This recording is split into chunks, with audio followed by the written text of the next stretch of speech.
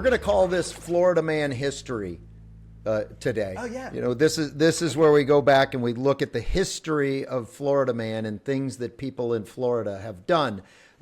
Usually, it's going to be a news bit, something funny, or maybe something tragic. In this case. Okay. It could have been tragic, but it turned out funny. And I, Steve Barrett, am going to play the part of Florida Man in Florida Man history. You are Florida Man. So this is the story of the time that I elbowed Jean-Claude Van Damme in the face.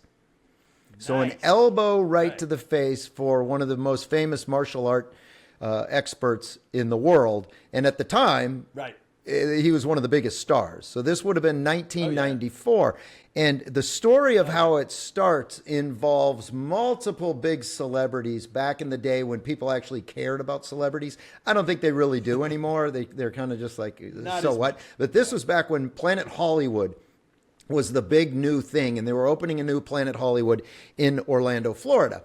At Universal. Right? Well, no, it wasn't at Universal. It was at Pleasure Island, which is now called Downtown Disney, I think they call it. Or actually, no. Oh, it was Disney Springs, and now it was. Now it's Disney Springs. It was Downtown Disney. Now it's Disney Springs. But it's still there. This was the big night. And I mean, this night was as big as the Oscars. And in fact, just for background, as I tell the story, I'm going to share screen just a little bit in case you're watching on YouTube. Okay. And we're going to see this is some archive footage of the Planet Hollywood party beforehand. So this party that you're looking at, there's big. Brendan Fraser, there's Arnold and Maria Shriver. I'm about to get to her. Jon Stewart, I hung out with him all night long, and we watched Pauly Shore get drunk and fall over this night. Is that Andre? Andre Agassi, that was. So all these people here.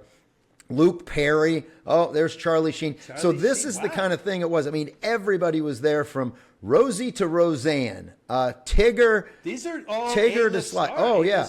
Bruce Willis got up on stage with his band and played. And I was there for the whole thing. And I'll tell you how this happened. There's Rosie. I'll tell you how this happened. So let me stop sharing the screen while I explain this story here.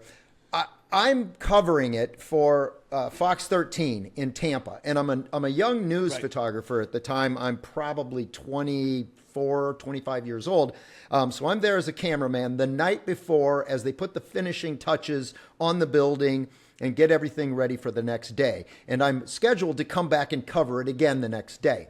So I see this limo pull up in the parking lot, and I'm wandering around just getting some shots of people doing things. We've already put together our story, so I just have a tape in there, and I'm just getting some extra shots.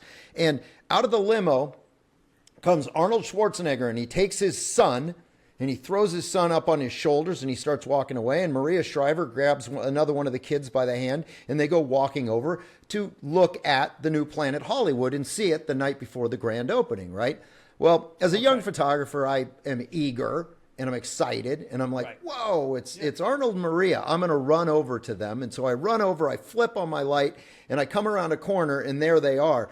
And Maria Shriver just goes ballistic on me, man. She starts screaming at me and cussing at me, and really is very, very angry at the way. Because of the kids? Well, yeah, because of the kids and the way I approached them. I mean, I got to admit, I did kind of come around the corner, catch them off guard, and they were like, whoa. And Arnold probably would have punched me or something, but he had his son on his shoulder. I think that's the son that's grown up now. And he's a famous actor, Patrick Schwarzenegger. So I think he's got Patrick on his shoulder.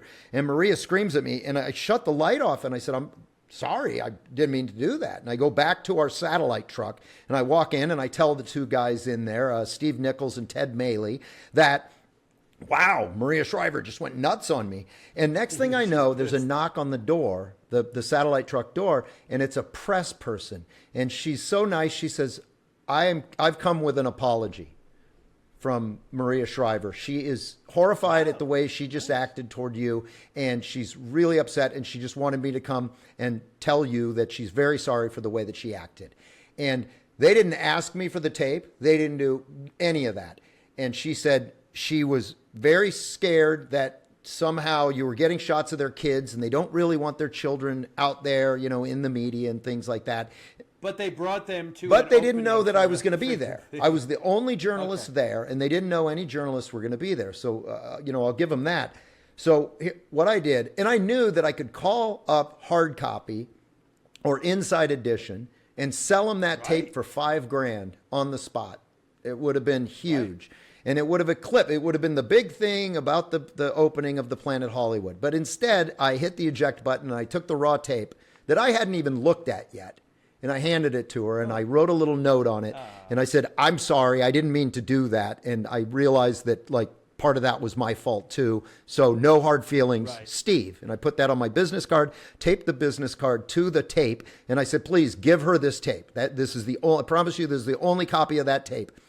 The next thing I know, knock on the door again, right as we're about to leave.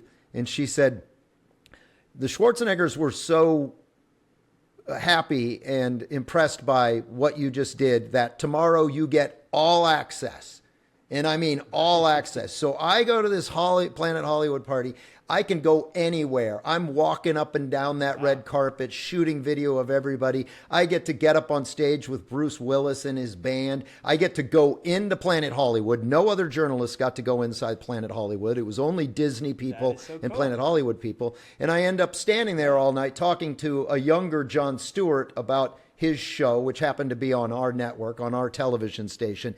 And as I'm getting to Jean-Claude Van Damme, so as I'm trying to shoot all the memorabilia and the things that are hanging from the ceiling of this big globe, a Planet Hollywood is like a planet, it's Earth, and you're inside a big dome.